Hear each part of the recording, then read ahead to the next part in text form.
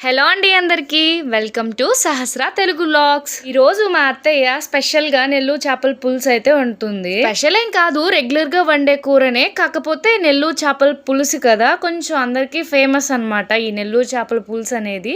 So అందుకు మీకు introduce చేస్తున్నాను మా అత్తయ్య ఎలా చేస్తుంది అనేది. ఏ మాటకి ఆ మాటే గాని మా అత్తయ్య చేపల పులుసు ఇరగదీసేస్తది. నిజంగా 2 ముద్దలు తినేవాడు 5 ముద్దలు తింటారనమాట, అంత బాగుంటుంది. బేసిక్ గా నేను అసలు పులుపు తినను, కానీ ఈ చేపల పులుసులో మాత్రం పులుపు ఉంటేనే టేస్ట్ వేరే లెవెల్లో ఉంటదబ్బా. కనపడుతున్న ఈ 10 ముక్కలకి 1/2 కేజీ పైనే ఎక్కువ వేసింది చింతపండు, అలాగే ఒక మామిడికాయ అల్లా వేసేసింది మా అత్తయ్య.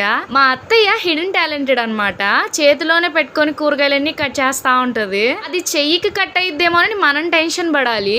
ఓకే ప్రాసెస్ లోకి అయితే వచ్చేస్తాను. యాక్చువల్ గా నిన్న మా చిన్న మామయ్య వాళ్ళ చెరువులో చేపలు పడుతున్నారు, అంటే గుంట ఖాళీ చేస్తున్నారు అనమాట. సో మా వారైతే 2 చేపలు తెచ్చారు. బేసిక్ గా మేము చేపలు బయట కొనమన్నమాట, ఎందుకంటే లైవ్ ఫిష్ తింటాము. సో మాకు చెరువులు ఉన్నాయి కాబట్టి బయట కొనాల్సిన అవసరం కూడా లేదు. అవి చేపలైనా సరే రొయ్యలైనా సరే, మాకు రొయ్యల చెరువులు చేపల చెరువులు ఉన్నాయనే గానీ ఎప్పుడు పడితే అప్పుడు తినడానికి కూడా ఉండదు. వాటిని గుంటలు ఖాళీ చేసేటప్పుడు మాత్రమే తినడానికి ఉంటుంది, అంటే వాటిని తీసుకోవడానికి ఉంటుంది అనమాట.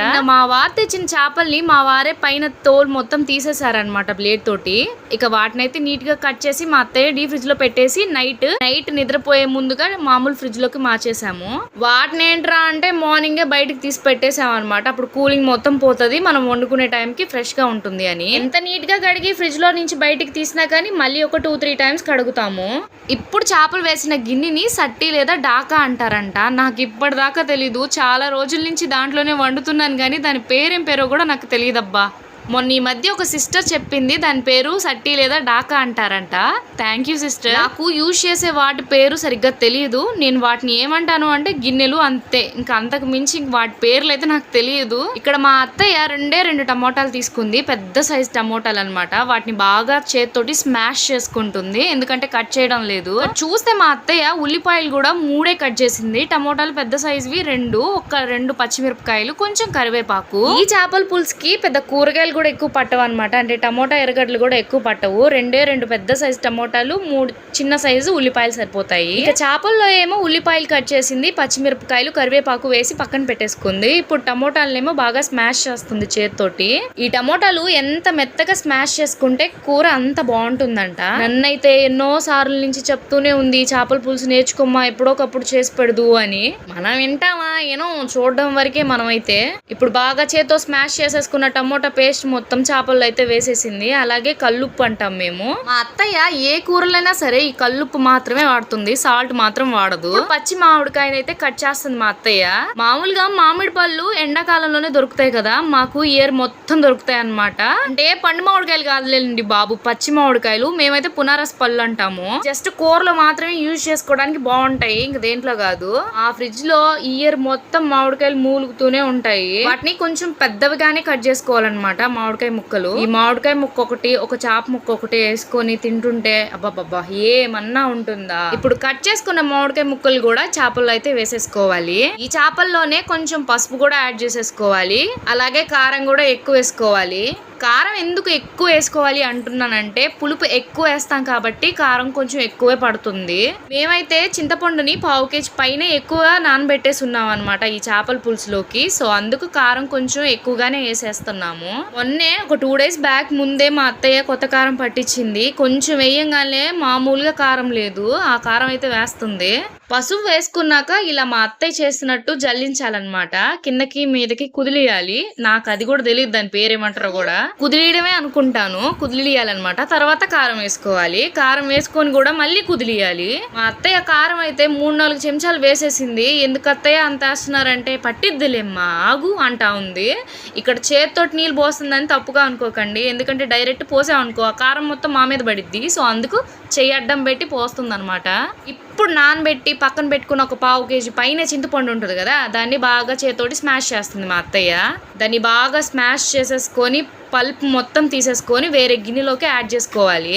ఆ అప్పుడెప్పుడో నా పెళ్ళైన కొత్తల్లో అనుకుంటా, అప్పుడెప్పుడో అన్నానని 10 ఏళ్ల క్రితం అనుకోకండి, ఒక 4 ఏళ్ల కిందట అంతే. మా పెళ్ళయ్యే 4 ఏళ్ళు కూడా పూర్తి అవ్వలేదు. అయితే నా పెళ్ళైన కొత్తల్లో మా అత్తయ్య ఇలాగే చేపల కూర చేస్తునింది. అప్పుడు టేస్ట్ కూడా చేయలేదు నేనైతే. చింతపండు రసం చాలా ఎక్కువగా చేపల్లో వేస్తూ ఉంటే ఇదేంటి అత్తయ్య ఇంత వేస్తున్నారు, బాగుంటదా అని అనుకున్నాను. ఆ చింతపండు పులుసుని చూసి ఏంటి ఇంత పోస్తుంది అనుకున్నాను, కానీ తిన్నాక అర్థమైంది అసలు టేస్ట్ చింతపండులో ఉంటుంది, మామిడికాయలో ఉంటుంది అని. చింతపండు పల్పు మొత్తం చేపల్లో వేసేసాక చేత్తోటి బాగా కుదిలించుకోవాలన్నమాట. ఎందుకంటే కారం అక్కడక్కడ ఉంటుంది కాబట్టి అది గడ్డ కట్టకుండా కుదిలించుకుంటే అంతా అడ్జస్ట్ అవుతుంది. 2-3 సార్లు పోసింది మా అత్తయ్య చింతపండు రసాన్ని. అయితే చింతపండు పల్పు మొత్తం 2-3 సార్లుగా వేసేసాక మా అత్తయ్య కొన్ని వాటర్ కూడా యాడ్ చేసింది దాంట్లోనే. చేప ముక్క ఉడకాలి కాబట్టి కొన్ని నీళ్లు కూడా యాడ్ చేసుకోవాలి మనం వెంటనే. ప్రాసెస్ అయితే ఏమీ లేదు, చాలా సింపుల్ గా అనిపించింది నాకు కూడా. ఏంటంటే పొయ్యి మీద పెట్టి 1 by 1 యాడ్ చేసుకుంటూ స్టెప్ బై స్టెప్ ఫాలో అవడం ఏమీ లేదు. అంతా ఒకే గిన్నెలో ఈ బిర్యానీకి ఎలా మనం మ్యారినేట్ చేసి పక్కన పెట్టుకుంటామో అన్ని ఐటమ్స్ వేసి, అలాగే ఒకటే గిన్నెలో చేపల కూరకి అన్నీ వేసేసుకొని మ్యారినేట్ చేసి పెట్టుకున్నట్టు అనమాట. తర్వాత స్టవ్ ముట్టించేసి ఈ చేపల గిన్నె మొత్తం దాని మీద పెట్టేసి ప్లేట్ వేసేయడమే. మాకు ఈ చేపల కూర అయ్యేసరికి గంటం బావు పట్టింది. మీకు ఒక డౌట్ వచ్చే ఉంటుంది కదా, ఏంటి ఆయిల్ వేయలేదు మర్చిపోయారా అని. లేదు మర్చిపోలేదు, ఇప్పుడు పోపు పెడుతుంది అనమాట మా అత్తయ్య. చేపల కూర కాబట్టి కొంచెం ఆయిల్ ఎక్కువగానే పడుతుంది. ఇంత ఆయిల్ అని మళ్ళీ మీరు అనకండే. ఇప్పుడు ఆయిల్ హీట్ అయ్యాక ఆవాలు వేసేసుకోవాలి. మా అత్తయ్య ఆవాలు అయితే చూపించలేదు, అందుకే పోపుల డబ్బానే చూపిస్తున్నా మీకు. తర్వాత కొన్ని మెంతులు కూడా వేసుకోవాలి. ఏ మసాలా వేయలేదేంటి అని అడగండి, మా అత్తయ్య ముందే చేసి పెట్టేసుకుందనమాట మెంతుల పొడి. ఆ మెంతుల పొడిలో మెంతులు, జీలకర్ర, ఆవాలు ఈ మూడింటిని బాగా ఫ్రై చేసుకొని ముందుగానే పౌడర్ చేసేసి పెట్టుకుంటది అనమాట. అది మాత్రమే మసాలాలో పొడిగా యూజ్ చేసేస్తుంది. ఇప్పుడైతే హీట్ అయింది ఆయిల్, దాంట్లో ఆనియన్స్ కూడా వేసేసింది. ఆ తర్వాత కొంచెం కరివేపాకు అయితే వేసేసింది. ఉల్లిపాయలు మంచిగా ఫ్రై అయ్యి గోల్డెన్ బ్రౌన్ కలర్ లోకి వచ్చేసేయాలి. ఉల్లిపాయలు మంచిగా ఫ్రై అయిపోయినాక పక్కన స్టవ్ మీద పెట్టుకున్న చేపల పులుసులో ఈ పోపు మొత్తం వేసేసేయాలి. ఉల్లిపాయలు అయితే మంచిగా ఫ్రై అవ్వాలి, అప్పుడే మంచి టేస్ట్ ఉంటదంట. అలాగే ఆయిల్ కూడా వేడివేడిగా ఉండాలి. పోపుని చేపల పులుసులో వేసేసాక ఒక 15 నిమిషాలు హై ఫ్లేమ్ లో పెట్టుకొని బాగా ఉడకనివ్వాలి. ఆ తర్వాత లో ఫ్లేమ్ లో పెట్టేసుకొని మధ్యలో చూసుకుంటూ చెక్ చేసుకోవాలన్నమాట, లేకుంటే అడుగంటేస్తది. మాకు ఈ కూర రెడీ అయ్యేసరికి గంటం బావు పట్టిందండి. మరి మీలో ఎంత మందికి ఈ నెల్లూరు చేపల పులుసు ఇలా చేసుకోవడం అయితే తెలుసు? ఆ పెళ్లి కాక ముందు అయితే చేపల కూరే కాదండి బాబు, చేపల స్మెల్ అంటేనే నాకు వామిటింగ్ వచ్చేది. అలాంటిది వన్స్ మ్యారేజ్ అయిపోయినాక కూడా నేను తినలేదు. కానీ నా ప్రెగ్నెన్సీ టైంలో అనుకుంటా నాకేంటో చేపల కూర తినాలని క్రేవింగ్స్ మొదలైనవి అనమాట. అప్పుడు టేస్ట్ చేశాను ఈ చేపల పులుసుని, ఇంకా అప్పటి నుంచి ఇప్పటికీ కూడా వదలలేదు. పోయినసారి ఒక 2 months బ్యాక్ అనుకుంటాను. నేనైతే ఏ కూరైనా గానీ నచ్చితే మాత్రం దాన్ని ఆస్వాదిస్తూ తినడం కొంచెం అలవాటు అనమాట.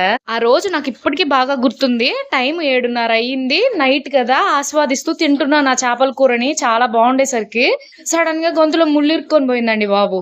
ఇంకేం చెప్దును, 100 గుడ్లు తిన్న రాబందు ఒకటే గాలి వనకపోయినట్టు నేను కూడా పోతాననిపించింది. 2-3 ముద్దలు అన్నం కూడా మింగాను, 2-3 అరటి పళ్ళు అయితే మింగాను. అయినా గానీ ఆ ముళ్ళు కదలని గంట సేపు నా ప్రాణాలు అయితే తీసింది. కరెక్ట్ గా 1 గంటన్నర దాకా నా ప్రాణాలు అయితే తోడేసింది ఆ ముళ్ళు. తర్వాత 1 గంటన్నర తర్వాత మా వారికి ఫోన్ చేస్తున్నారు హాస్పిటల్ కి తీసుకొని పోవాలి అని. నిజంగా ఏదో దేవుడే ఉన్నట్టు అనిపించింది నాకైతే. అప్పటిదాకా పోని ముళ్ళు సడన్ గా ఏం చేయకపోయినా గానీ పోయింది. నాకైతే కళ్ళ మీద నీళ్ళు వచ్చేసాయి, ముక్కులో నుంచి నీళ్ళు వచ్చాయి. నాకైతే గొంతులో ముళ్ళు గుచ్చుకునేసరికి చెవంతా నొప్పి వచ్చేసింది. సో ఎవరైనా చేపలు ఇష్టంగా తినే వాళ్ళు కొంచెం చూసి, ముళ్ళులు ఉంటాయి కాబట్టి కొంచెం జాగ్రత్తగా తినండి. అందులో నైట్ టైం అయితే ఇంకా జాగ్రత్తగా తినండి. సో అదే అన్నమాట నేను ఇచ్చే సజెషన్. చేపల కూరకి తినాలి అనుకుంటే. నేను మాట్లాడేలోపు చేపల పులుసు కూడా రెడీ అయిపోయింది. ఎప్పుడైనా గానీ ఒక 15 minutes హై ఫ్లేమ్ లో పెట్టుకుని ఆ తర్వాత మంట తగ్గించేసేయాలి. ఆ తర్వాత 1 గంటకి ఇలా రెడీ అయిపోయిద్ది. మనం అలాగే హై ఫ్లేమ్ లో పెడితే మాడిపోతుంది అనమాట. చేపల పులుసు రెడీ అయిపోయిందని డిఫరెన్స్ మనకే తెలుస్తుంది అనమాట, ఎందుకంటే పులుసు కొంచెం చిక్కబడుతుంది అనమాట. సో అందుకు మనకు తెలిసిపోయిద్ది. మీకెలా అనిపించింది ఈ చేపల పులుసు, నా స్టోరీస్? ఒకవేళ నచ్చితే మాత్రం లైక్ చేయండి, సబ్స్క్రైబ్ చేసుకోండి. సరే ఉంటా మరి.